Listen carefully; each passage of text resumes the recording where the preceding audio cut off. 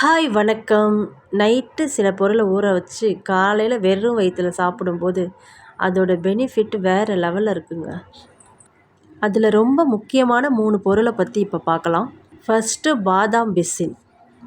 இதை நைட்டு ஊற வச்சுட்டு நைட்டு ஃபுல்லாக 12 மணி நேரம் ஊறினதுக்கப்புறம் காலையில் பார்த்தா அப்படியே ஜல்லி மாதிரி இருக்கும்.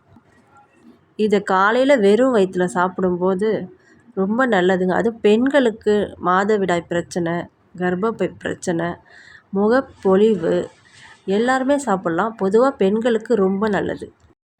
உடலில் இருக்கிற கெட்ட கழிவு எல்லாத்தையுமே வெளியேற்றும். இதை அப்படியே மூடி வச்சிடலாம். காலையில் ஜூஸ், பால், மோர் எதில் வேணால் சாப்பிடலாங்க இதை. செகண்டாக நம்ம பார்க்க போகிறது பாதாம்.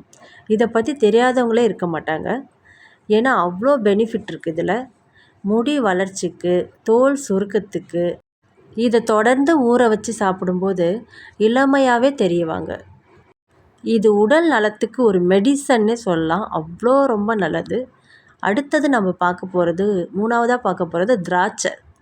கருப்பு உலர் திராட்சைங்க. இதையும் நைட்டே ஊற வச்சிடணும்.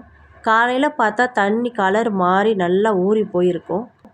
இதை அப்படியே அள்ளி வாயில் போட்டு நல்லா மென்று சாப்பிட்டு ஊற வச்ச அந்த தண்ணியும் எடுத்து குடிச்சிடணும். இப்போல்லாம் நிறைய பேருக்கு இருக்கிற ப்ராப்ளமே உடம்புல போதுமான அளவு ரத்தம் இல்லை. ஏன்னா நம்ம வெஜிடபிள்ஸு, ஃப்ரூட்ஸ் எல்லாம் சாப்பிட்றதே கிடையாது. அதனால் இதை தொடர்ந்து ஊற வச்சு சாப்பிட்டு பாருங்கள். படிப்படியாக ரத்த சோகை குறைஞ்சிரும். இப்போ எல்லாத்தையும் தண்ணி ஊற்றி ஊற வச்சிட்டாச்சு இல்லையா? இப்போ மூடி வச்சிடலாம். 12 மணி நேரம் ஊறட்டும். காலையில் எழுந்து பார்க்கலாம். நைட்டு ஃபுல்லாக ஊறிடுச்சுங்க. இப்போ எப்படி இருக்குன்னு பார்க்கலாம்.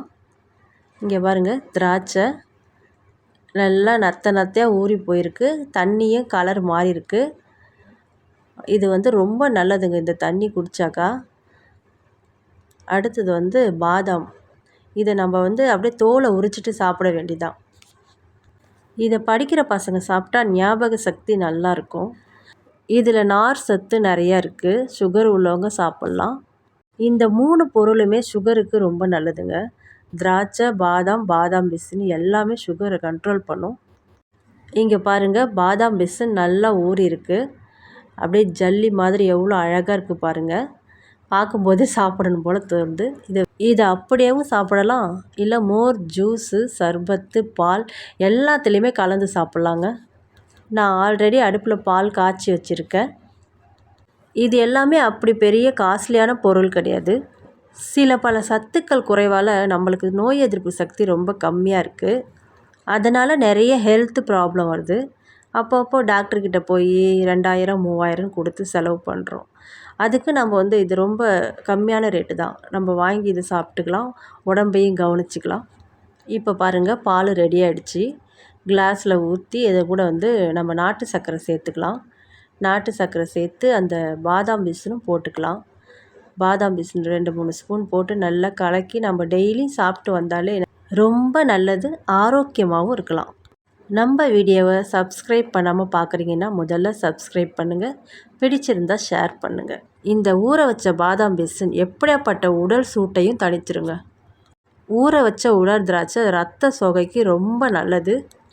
பாதாம் பருப்பு ஊற வச்சு சாப்பிடலாம், ஊற வைக்காமலும் சாப்பிடலாம். கண் பார்வைக்கு ரொம்ப நல்லது. வீடியோ பிடிச்சிருந்தால் ஷேர் பண்ணுங்கள், லைக் பண்ணுங்கள். மீண்டும் சந்திக்கலாம்.